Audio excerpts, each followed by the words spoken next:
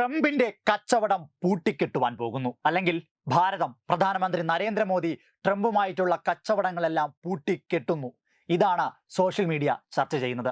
സത്യം പറഞ്ഞാൽ പുതിയൊരു സഖ്യം രൂപം കൊള്ളുന്നു എന്നൊരു ചോദ്യവും നിലവിലുണ്ട്. അതായത് ഭാരതവും റഷ്യയും ചൈനയും അടങ്ങുന്ന പുതിയൊരു ശക്തി.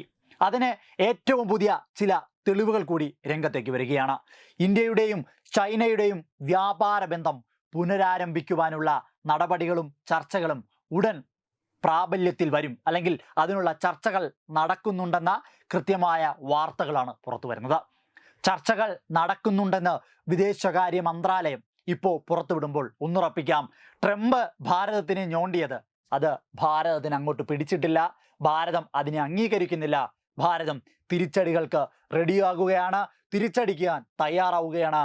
അതിൻ്റെ ആദ്യത്തെ മുന്നേറ്റം, ആദ്യത്തെ ചുവടുവയ്പ്പാണ് ചൈനയും ഇന്ത്യയും തമ്മിലുള്ള, ചൈനയും ഭാരതവും തമ്മിലുള്ള ബന്ധം പുനഃസ്ഥാപിക്കുവാൻ, അല്ലെങ്കിൽ വ്യാപാര ബന്ധങ്ങൾ പുനഃസ്ഥാപിച്ച് ചൈനയും ഇന്ത്യയുമായി കൂടുതൽ നല്ല കരാറുകളിലേക്കും, അതുപോലെ ട്രംപിൻ്റെ ഇത്തരം താരിഫ് നയങ്ങളെ, ഉഡായ്പകളെ തകർക്കുവാനുമുള്ള ഈ ചർച്ചകളും മുന്നേറ്റവും.